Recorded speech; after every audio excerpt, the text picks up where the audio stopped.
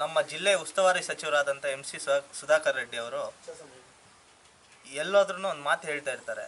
ಈ ಮೊನ್ನೆ ನೀವು ನೋಡ್ಬೋದು ನಮ್ಮ ಕ್ಲಿನಿಕ್ ಉದ್ಘಾಟನೆ ಕಾರ್ಯಕ್ರಮದಲ್ಲಿ ಮತ್ತು ನಿನ್ನೆ ಎಲ್ಲ ಒಂದು ಮಾತು ಹೇಳ್ತಾರೆ. ನನ್ನ ಹತ್ರ ಬಂದುವಾಗ ನನ್ನ ಮನೆಗೆ ಬಂದಿದ್ದರು, ನನ್ನ ಹತ್ರ ಬಂದಾಗ ನಾನು ಹೇಳ್ತೀನಿ ಅವ್ರಿಗೆ ಏನೇ ಹೇಳಿದ್ದೀನಿ ಅಂದರೆ, ಎಲ್ಲ ಲೀಗಲಾಗಿ ಪರ್ಮಿಷನ್ ತಗೊಂಡು ನೀವು ಸ್ಟ್ಯಾಚ್ಯೂ ಇಟ್ಕೊಳ್ಳಿ ಅಂತ ಹೇಳಿದ್ದಾರೆ ಅಂತ ಹೇಳ್ತಾರೆ. ಒಮ್ಮೆ ನೀವೆಲ್ಲರೂ ಕೇಳ್ಬೋದು MC ಸುಧಾಕರ್ ರೆಡ್ಡಿ ಅವ್ರ ಮನೆ ಹತ್ರ ಹೋದುವಾಗ ಯಾವ ರೀತಿ ಮಾತಾಡಿದ್ರು, ಯಾವ ರೀತಿ ರೆಸ್ಪಾಂಡ್ ಮಾಡಿದ್ರು ಅಂತ ಎಲ್ಲರೂ ದಯವಿಟ್ಟು ಇನ್ನು ಸ್ವಲ್ಪ ಕೇಳಿ.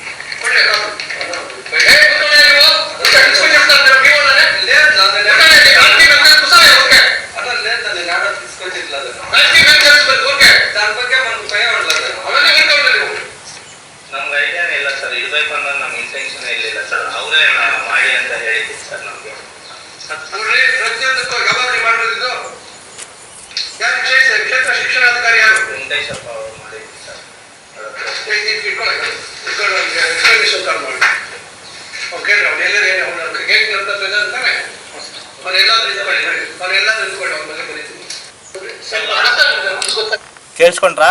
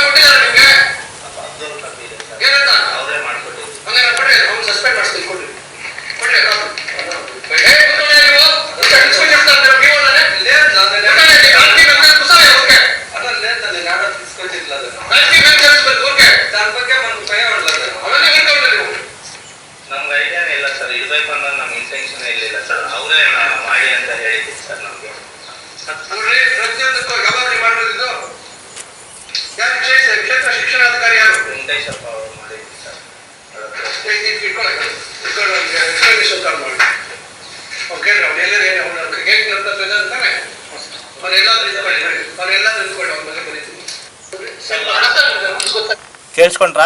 ಏನೋ ತುಂಬ ದೊಡ್ಡ ಗಣ್ಯ ವ್ಯಕ್ತಿಗಳ ಬಗ್ಗೆ ಎಲ್ಲ ಏನಂದರೆ ಅದು ಮಾತಾಡಿದ್ರು, ಅದೆಲ್ಲ ಕೇಳಿಸೋದು ಬೇಡ ಬಿಡಿ. ಇದನ್ನು ಕೇಳಿಸ್ಕೊಳ್ಳಿ.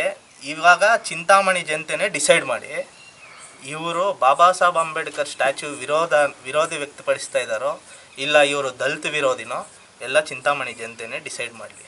ನಾನು ಏನು ಹೇಳಲ್ಲ, ಅವ್ರು ಕೆಟ್ಟವರು ಒಳ್ಳೆಯವರು ಅನ್ನೋದನ್ನು ನಾನೇನು ಹೇಳಲ್ಲ, ಜನತೆನೇ ಡಿಸೈಡ್ ಮಾಡಲಿ. ಏನು ಈ ಪ್ರತಿ ಒಂದು ಸಲಿನೂ ನಮ್ಮ ಹತ್ರ ನಮ್ಮ ಬಗ್ಗೆ ಅಪಪ್ರಚಾರ ಮಾಡ್ತಾ ಇದ್ದಾರೆ. ನಂದು ಸಂಪೂರ್ಣ ಬೆಂಬಲ ಇದೆ, ಬಾಬಾ ಸಾಹೇಬ್ ಅಂಬೇಡ್ಕರ್ ಸ್ಟ್ಯಾಚ್ಯೂಗೆ ಲೀಗಲಾಗಿ ಪರ್ಮಿಷನ್ ತೊಗೊಂಡು ಮಾಡ್ಕೊಳ್ಳಿ ಅಂತೆಲ್ಲ ಕಡೆ ನ್ಯೂಸ್ಗಳಲ್ಲಿ ಹೇಳ್ತಾ ಇದ್ದಾರಲ್ವ, ಅವ್ರ ಬಾಯಲ್ಲಿ ಬಂದಿರೋವಂಥ ಮಾತುಗಳನ್ನು ಚಿಂತಾಮಣಿ ಜನತೆ ಮುಂದೆ ನಿಮ್ಮ ಮುಂದೆ ಕೇಳಿಸಿದ್ದೀನಿ. ಮತ್ತು ಸಚಿವರಾದ ಸುಧಾಕರ್ ಅವರಿಗೆ ನಾನು ಒಂದು ಕಿವಿ ಮಾತನ್ನು ಹೇಳೋಕ್ಕೆ ಇಷ್ಟಪಡ್ತೀನಿ. ಏನು ನೀವು ಎಲ್ಲೋದ್ರೂ JK ಕೃಷ್ಣಾರೆಡ್ಡಿ ಅವರೇ ಹೇಳ್ಕೊಟ್ಟಿದ್ದಾರೆ, ಅವ್ರ ಹಿಂದೆ ಇದ್ದಾರೆ, ಮಾಜಿ ಶಾಸಕರು ಇವ್ರ ಹಿಂದೆ ಇದ್ದಾರೆ, ಮಾಜಿ ಶಾಸಕರು ಇವ್ರಿಗೆ ದುಡ್ಡು ಕೊಡ್ತಾ ಇದ್ದಾರೆ, ಮಾಜಿ ಶಾಸಕರು ಇವರು ರಾಜಕೀಯ ಮಾಡ್ತಾ ಇದ್ದಾರೆ ಇದರಿಂದ ಅಂತೆಲ್ಲ ಬಿಂಬಿಸ್ತಾ ಇರ್ತೀರಲ್ಲ. ಅಣ್ಣ ಸುಧಾಕರಣ್ಣ, ನಿನ್ಗೊಂದು ಮಾತು ಹೇಳ್ತೀನಿ ಕೇಳಿಸ್ಕೋಣ. ನಾವು JK ಕೃಷ್ಣಾರೆಡ್ಡಿ ಅವರನ್ನು ಮೆಚ್ಚಿಸ್ಬೇಕನ್ನೋ ಕಾರ್ಯಕ್ರಮ ನಾವು ಮಾಡ್ತಾ ಇಲ್ಲ, ಅಥವಾ ನಿಮ್ಮನ್ನು ಬೈಬೇಕು, ನಿಮ್ಮನ್ನು ಜನರಿಗೆ ನೀವೇನು ಅನ್ನೋದನ್ನು ತೋರಿಸ್ಬೇಕು ಅನ್ನೋ ಕಾರ್ಯಕ್ರಮನೂ ನಾವು ಮಾಡ್ತಾ ಇಲ್ಲ. ನಮ್ಮ emotion doctor Baba Saheb Ambedkar, doctor Baba Saheb Ambedkar ವಿಗ್ರಹಕ್ಕೆ ನೀವು ಕೈ ಹಾಕಿರೋದ್ರಿಂದ ಅವ್ರ ಪುತ್ಥಳಿ ಇನ್ಸ್ಟಾಲ್ ಮಾಡೋಕ್ಕೆ ನೀವು ಪರ್ಮಿಷನ್ನೇ ಕೊಡ್ತಾ ಇಲ್ಲ. ಎಲ್ಲ ರೀತಿ ಏನೇನು ಮಾಡಬೇಕು ಹಿಂದೆ ಬ್ಯಾಕ್ಗ್ರೌಂಡ್ ಕೀ ಪ್ಲೇಯರ್ ಆಗಿ ಕೆಲಸ ಮಾಡ್ತಾ ಇರೋದ್ರಿಂದ ನಾವು ನಿಮ್ಮ ಬಗ್ಗೆ ನೀವೇನು ಅನ್ನೋದನ್ನು ಜನಕ್ಕೆ ಎಕ್ಸ್ಪ್ಲೋರ್ ಮಾಡ್ತಾ ಇದ್ದೀವಿ, ಎಕ್ಸ್ಪೋಸ್ ಸಮೇತ ಮಾಡ್ತಾ ಇದ್ದೀವಿ.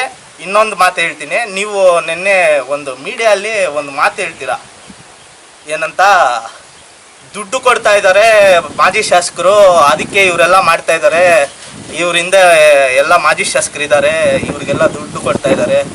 ಅಣ್ಣ, ನಾವು ದಲಿತರೇ ಆಗಿರ್ಬೋದು, ನಾವು ಬಡವರೇ ಆಗಿರ್ಬೋದು, ನಮಗೂ ಸ್ವಾಭಿಮಾನ ಅನ್ನೋದಿದೆ. ಯಾರೋ ದುಡ್ಡು ಕೊಡ್ತಾರೆ ಅನ್ನೋದಕ್ಕೋಸ್ಕರ ನಾವು ಬೀದಿಗಳಲ್ಲಿ ನಿಂತ್ಕೊಂಡು ಹೋರಾಟ ಮಾಡಲ್ಲ ಅಣ್ಣ. ನಾವು ಮಾಡ್ತಾ ಇರೋದು ನಮ್ಮ ಡಾಕ್ಟರ್ ಬಾಬಾ ಸಾಹೇಬ್ ಅಂಬೇಡ್ಕರ್ಗೋಸ್ಕರ ಅಣ್ಣ. ದಯವಿಟ್ಟು ನೀವು ಅದನ್ನು ಅರ್ಥ ಮಾಡ್ಕೊಳ್ಳಿ. ಯಾಕೆ ನೀವು ರೆಡಿ ಇಲ್ಲ ಇದನ್ನು ನೀವು ಅರ್ಥ ಮಾಡ್ಕೊಳ್ಳೋದಕ್ಕೆ? ನೋಡೋಣ, ನೀವು ನಮ್ಮ ಎಮೋಷನ್ನ ಟಚ್ ಮಾಡ್ತಾ ಇದ್ದೀರಾ, ದಯವಿಟ್ಟು ಇದು ಬೇಡ. ನಾನು ನಿಮಗೆ ಕೈ ಮುಗಿದು ಮನವಿ ಮಾಡ್ತಾ ಇದ್ದೀನಿ, ಈಗಾಗಲೂ ನೀವು ನಮಗೆ ಪರ್ಮಿಷನ್ ಮಾಡಿಕೊಡಿ. ಲೀಗಲ್ಲಾಗೆ ನಾವು ನೀವೇನು ಹೇಳ್ತಾ ಇದ್ದೀರೋ ಸ್ಟ್ಯಾಚ್ಯೂ ನಾವು ಇನ್ಸ್ಟಾಲ್ ಮಾಡೋಕ್ಕೆ ರೆಡಿ ಇದ್ದೀವಿ. ನೀವೇ ಮುಂದೆ ಬಂದು ನಿಮ್ಮ ನೇತೃತ್ವದಲ್ಲೇ ಆಗಲಿ, ನೀವೇ ಬನ್ನಿ, ನಿಮಗೂ ಸನ್ಮಾನ ಸಮೇತ ಮಾಡ್ತೀವಿ. ಬಾಬಾ ಸಾಹೇಬ್ ಅಂಬೇಡ್ಕರ್ ಸ್ಟ್ಯಾಚ್ಯೂನ ಇನ್ಸ್ಟಾಲ್ ಮಾಡೋದಕ್ಕೆ ಪರ್ಮಿಷನ್ ಮಾಡಿಕೊಡಿ. ಜೊತೆಗೆ ಯಾರೋ ಒಬ್ಬ ಅಯೋಗ್ಯ, ಅವನು ರೆಡಿ ಇಲ್ಲ, ಅವನೊಂದು ಮಾತು ಹೇಳ್ತಾನೆ. ನಾನು ಮೊನ್ನೆ ಕೇಳಿಸ್ಕೊಂಡೆ, ಯಾರೋ ನನ್ನ ಸ್ನೇಹಿತರು ನನಗೆ ಕೇಳಿಸಿದ್ರು. ನವೀನು ಬೋವಿ ಜನಾಂಗಕ್ಕೆ ಸೇರಿದವನು, ಅವ್ರಿಗೆ ಬೇಕಾಗಿರೋಂಥ ಅವರು ಕುಲದೇವರು ಮತ್ತೊಂದು ಶಿವಯೋಗಿ ಸಿದ್ದರಾಮೇಶ್ವರ ಅವರು, ಅವನೆಲ್ಲೋ ಬಾಬಾ ಸಾಹೇಬ್ ಅಂಬೇಡ್ಕರ್ಗೂ ಇದಕ್ಕೆ ಏನು ಸಂಬಂಧ, ಅವನು ಅಂಬೇಡ್ಕರ್ಗೆ ಏನಕ್ಕೆ ಅಂಬೇಡ್ಕರ್ನ ಇರೋಕ್ಕೋಸ್ಕರ ಏನಕ್ಕೆ ಬರ್ತಾ ಇದ್ದಾನೆ ಅಂತ ಹೇಳ್ತಾರೆ. ಏ ಅಯೋಗ್ಯ, ಬಾಬಾ ಸಾಹೇಬ್ ಅಂಬೇಡ್ಕರ್ ಒಂದು ಜಾತಿಗೆ ಸೀಮಿತ ಅಲ್ವೋ? ಬಾಬಾ ಸಾಹೇಬ್ ಅಂಬೇಡ್ಕರ್ ಬರೆದಿರೋ ಅಂಥ ಸಂವಿಧಾನದ ಅಡಿಯಲ್ಲೇ ಇಡೀ ನಮ್ಮ SC ST ಅಲ್ಲಿ ಏನು ಉಪಜಾತಿಗಳಿದೆಯೋ ಅವ್ರು ಕೊಟ್ಟಿರೋವಂಥ ರಿಸರ್ವೇಷನಲ್ಲೇ ಇವತ್ತು ಬದುಕ್ತಾ ಇರೋದು, ಅವ್ರು ಕೊಟ್ಟಿರೋವಂಥ ಭಿಕ್ಷೆಯಲ್ಲೇ ಬದುಕ್ತಾ ಇರೋದು. ಇಡೀ ಪ್ರಪಂಚದಲ್ಲೇ ಯಾರಾದರೂ ಒಬ್ಬ ವ್ಯಕ್ತಿಗೆ ಎಲ್ಲರೂ ಕೈ ಮುಗಿದು ನಮಸ್ಕಾರ ಮಾಡಬೇಕು ಅಂತ ಯಾರಿಗಾದ್ರೂ ಒಬ್ಬರಿಗೆ ಇದೆ ಅಂತಂದರೆ ಅದು ಡಾಕ್ಟರ್ ಬಾಬಾ ಸಾಹೇಬ್ ಅಂಬೇಡ್ಕರ್ ಮಾತ್ರ. ಜಿಲ್ಲಾ ಆಡಳಿತಕ್ಕೆ ಮತ್ತು ನಮ್ಮ ತಾಲೂಕು ಆಡಳಿತಕ್ಕೆ ಒಂದು ಪ್ರಶ್ನೆ ಕೇಳ್ತೀನಿ. ಏನು ನೀವು ಈ ಹೈಕೋರ್ಟ್ ಆರ್ಡ್ರು ಅಂತ ಹೇಳ್ತೀರಲ್ಲ, ನೋಡಿ ಇಲ್ಲಿ ನೋಡ್ಬೋದು, ಹೈಕೋರ್ಟ್ ಆರ್ಡ್ರ್ ಮೇಲೆ ಸ್ಟ್ಯಾಚ್ಯೂವನ್ನು ತೆಗೆದಿದ್ದೀವಿ, ತೆರವು ಮಾಡಿದ್ದೀವಿ ಅನ್ನೋದನ್ನು ಎಲ್ಲ ಕಡೆನೂ ಹೇಳ್ತಾ ಇದ್ದಾರೆ. ನಿನ್ನೆ ನಮ್ಮ ಸಚಿವರು ಪಾಪ ಹೇಳಿದ್ರು ಇದ್ರ ಬಗ್ಗೆ, ಹೈಕೋರ್ಟ್ ಆರ್ಡ್ರನ್ನ ಪಾಲನೆ ಮಾಡಿದ್ದಾರೆ ಅಂತ. ನೋಡಿ ಇಲ್ಲಿ ನೀವು ನೋಡ್ಬೋದು, ಏನು ಒಬ್ಬ ಗೌತಮ್ ರೆಡ್ಡಿ ಅನ್ನೋರು ಚಿಂತಾಮಣಿಯ ಮಾಳಪ್ಪಲ್ಲಿ ನಿವಾಸಿ. ನಾನು ಇನ್ನೊಂದು ಸರಿ ಹೇಳಕ್ಕೆ ಇಷ್ಟಪಡ್ತೀನಿ, ಗೌತಮ್ ರೆಡ್ಡಿ ಚಿಂತಾಮಣಿಯ ಮಾಳಪ್ಪಲ್ಲಿ ನಿವಾಸಿ. ಈತ ಒಂದು ಹೈಕೋರ್ಟಲ್ಲಿ ಒಂದು ಪಬ್ಲಿಕ್ ಇಂಟ್ರೆಸ್ಟ್ ಲಿಟಿಗೇಷನನ್ನು ಫೈಲ್ ಮಾಡ್ತಾನೆ. ಏನಂತ ಫೈಲ್ ಮಾಡ್ತಾನೆ ಅನ್ನೋದನ್ನು ನಾನು ಹೇಳ್ತೀನಿ ನೋಡಿ. ಸ್ಟ್ಯಾಚ್ಯೂ ಇಟ್ಟಿರೋದು, ಸ್ಟ್ಯಾಚ್ಯೂ ಮೇಲೆ ಬಿಸಿಲು ಬಿದ್ದರೆ ಸ್ಟ್ಯಾಚ್ಯೂ ಮೆಲ್ಟ್ ಆಗ್ತಾ ಇದೆ ಅಂತೆ, ಕರ್ಗೋಗ್ತಾ ಇದೆ ಅಂತೆ. ಸ್ಟ್ಯಾಚ್ಯೂ ಮಳೆಗೆ ಈ ಬಿಸಿಲು ಬಿದ್ದು ಎಲ್ಲ ಕರ್ಗೋಗ್ತಾ ಇದೆ ಅಂತೆ. ಒಂದು ಪ್ರಶ್ನೆ ಏನಂತಂದರೆ, ನನಗೆ ದತ್ತಕ್ಕೆ ತಗೊಂಡಿರೋ ನನ್ನನ್ನೇ ಸೆಪ್ಟೆಂಬರಿಂದ ಒಳಗಡೆ ಬಿಡ್ತಾ ಇಲ್ಲ. ಗೌತಮ್ ರೆಡ್ಡಿನ ಹೆಂಗೆ ಒಳಗಡೆ ಬಿಟ್ಟರು? ಗೌತಮ್ ರೆಡ್ಡಿ ಏನಾದರೂ ಒಳಗಡೆ ಹೋಗಿ ನೋಡಿದಾನ? ಇಲ್ಲ, ಅಲ್ಲಿ ಬಟ್ಟೆ ಸುತ್ತಿದ್ದಾರೆ, ಏನು ಪ್ಲಾಸ್ಟಿಕ್ ಕವರ್ ಹಾಕಿ ಸ್ಟ್ಯಾಚ್ಯೂನ ಸುತ್ತಿ ಅವಮಾನ ಮಾಡ್ತಾ ಇದ್ದಾರೆ. ಈ ಗೌತಮ್ ರೆಡ್ಡಿ ಅನ್ನೋನು ಪ್ಲಾಸ್ಟರ್ ಆಫ್ ಪ್ಯಾರಿಸ್ ಅಂತಾನೆ ಹೆಂಗೆ ಗೊತ್ತು?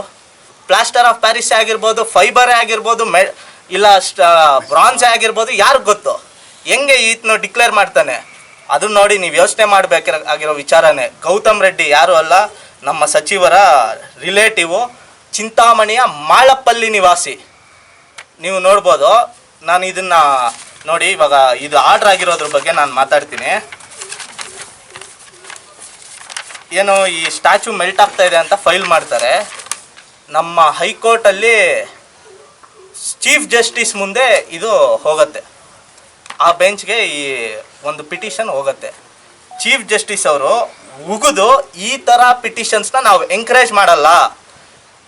ಈತನೇನಂತ ಫೈಲ್ ಮಾಡ್ತಾನೆ, ಗೌತಮ್ ರೆಡ್ಡಿ ಅನ್ನೋನು ಬಿಸಿಲು ಬಿದ್ದು ಸ್ಟ್ಯಾಚ್ಯೂ ಮೆಲ್ಟ್ ಆಗ್ತಾಯಿದೆ, ಅದರಿಂದ ಸ್ಟ್ಯಾಚ್ಯೂನ ತೆರವುಗೊಳಿಸಿ ಅಲ್ಲಿ ಇಡೋದು ಸೂಕ್ತ ಅಲ್ಲ ಅಂತ ಗೌತಮ್ ರೆಡ್ಡಿ ಹೈಕೋರ್ಟ್ಗೆ ಒಂದು ಪಬ್ಲಿಕ್ ಇಂಟ್ರೆಸ್ಟ್ ಲಿಟಿಗೇಷನ್ನ ಫೈಲ್ ಮಾಡ್ತಾನೆ, PILನ. ಅದಕ್ಕೆ ಚೀಫ್ ಜಸ್ಟಿಸ್ ಅವರು ಉಗಿದು according to this petition is dismissed, ಈ ಥರ ಪಿಟಿಷನ್ಸ್ನ ಎಂಟರ್ಟೈನ್ ಮಾಡಲ್ಲ, ಹ್ಯಾಸ್ ನಾಟ್ ಎಂಟರ್ಟೈನ್ಡ್.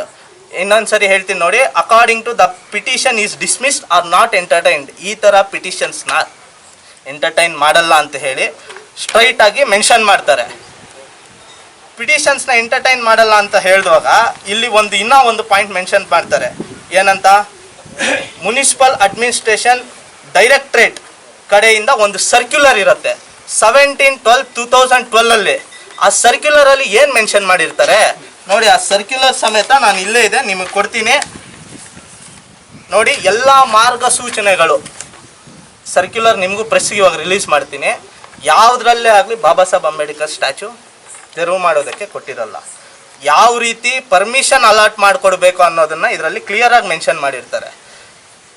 ನೋಡ್ಬೋದು ತಾವೆಲ್ಲರೂ. ಇದು ನಾನು ನಿಮಗೆ ಒಂದು ಸರ್ಕ್ಯುಲರ್ ಒಂದು ಕಾಪಿನ ಕೊಡ್ತೀನಿ, ನೀವು ತೋರಿಸಿ. ಇವಾಗ ಹೇಳಿ, ಯಾವ ಚಿಕ್ಕ ಮಗುಗೆ ತೋರಿಸಿದ್ರು, ಯಾವೊಬ್ಬ ವಿದ್ಯಾರ್ಥಿಗೆ ತೋರಿಸಿದ್ರು ಅರ್ಥ ಆಗುತ್ತೆ. ಜಿಲ್ಲಾಡಳಿತಕ್ಕೆ ಮತ್ತು ತಾಲೂಕು ಆಡಳಿತಕ್ಕೆ ಅರ್ಥ ಆಗಿಲ್ವಾ ಇದು? ಅವರು ಫೈಲ್ ಮಾಡ್ತಾರೆ. ಗೌತಮ್ ರೆಡ್ಡಿ ಅವನೊಂದು ಫೈಲ್ ಮಾಡ್ತಾನೆ, ಏನು PILನ ಸ್ಟ್ಯಾಚು ಮೆಲ್ಟ್ ಆಗ್ತಾ ಇದೆ ಅದು ತೆರವು ಮಾಡಿ ಅಂತ. ಈ ಪಿಟಿಷನ್ಸ್ನ ಎಂಕರೇಜ್ ಮಾಡಲ್ಲ ಕೋರ್ಟ್ ಅಂತ ಡಿಸ್ಮಿಸ್ ಮಾಡುತ್ತೆ. ಅಲ್ಲೇ ಒಂದು ಯಾರಿಗಾದ್ರೂ ಬೇಸಿಕ್ ಕಾಮನ್ ಸೆನ್ಸ್ ಇರೋನಿಗೆ ಅರ್ಥ ಆಗುತ್ತೆ ಈ ಪಿಟಿಷನ್ ಏನು ಹೇಳುತ್ತೆ ಅಂತ. ಹೇಳಿದ್ಮೇಲೆ ಸರ್ಕ್ಯುಲರ್ 2012 ಸರ್ಕ್ಯುಲರ್ನ ಫಾಲೋ ಮಾಡಿ ಅಂತ ಹೇಳಿ ಕೋರ್ಟಿಂದಾನೇ ಆರ್ಡರ್ ಕೊಡ್ತಾರೆ. ಏನಂತ ಆರ್ಡರ್ ಕೊಡ್ತಾರೆ ಅನ್ನೋದು ಆ ಸರ್ಕ್ಯುಲರಲ್ಲಿ ನೀವು ನೋಡ್ಬೋದು. ಆ ಸರ್ಕ್ಯುಲರ್ನ ಯಾವ ರೀತಿ ಫಾಲೋ ಅಪ್ ಮಾಡಬೇಕು ಅಂತ ಟೋಟಲಿ ಕಂಪ್ಲೀಟಾಗಿ ಹೈಕೋರ್ಟ್ನೇ ಮಿಸ್ಲೀಡ್ ಮಾಡಿದ್ದಾರೆ. ಆ್ಯಕ್ಚುಲ್ ಆಗಿ ಅದು ಪ್ಲಾಸ್ಟರ್ ಆಫ್ ಪ್ಯಾರಿಸ್ ಅಲ್ಲ. ಈ ಕೃಷ್ಣಪ್ಪ ಅವರು ನಾನು ಅವ್ರ ಹತ್ರ ಮಾತಾಡಿ ವಿಚಾರಣೆ ಮಾಡಿದೆ. ಅದು ಮೆಟಲ್ ಬ್ರಾಂಡ್ಗಳನ್ನೇ ಎಂಟರ್ಟೈನ್ ಮಾಡಲ್ಲ. POPನ ಬ್ಯಾನ್ ಮಾಡಿ ತುಂಬ ದಿನ ಆಗಿದೆ. ಇದೆಲ್ಲ ನಿಮಗೂ ಮೀಡಿಯಾವ್ರಿಗೂ ಗೊತ್ತು. ಮೀಡಿಯಾವರು ಇದನ್ನು ಎಲ್ಲ ಕಡೆ ನೋಡಿದ್ದೀರಾ. ಮಿನಿಸ್ಟ್ರಿಗೂ ಗೊತ್ತಿದ್ರು ವಿಚಾರ. ಆದರೆ ಅದು ಹೆಂಗಿಂದ POP ಬಂತು ಅನ್ನೋದು ನನಗಂತೂ ಗೊತ್ತಿಲ್ಲ. POP ಅಂತೂ ಅಲ್ಲ. ನಾನು 100% ಐ ಕ್ಯಾನ್ ಅಶ್ಯೂರ್ ದಟ್ ಅದು ಫೈಬರ್ ಆಗಿರ್ಬೋದು, ಇಲ್ಲ ಮೆಟಲ್ ಆಗಿರ್ಬೋದು, ಬ್ರಾನ್ಸ್ ಆ ಥರ ಮೆಟಲ್ ಆಗಿರ್ಬೋದು.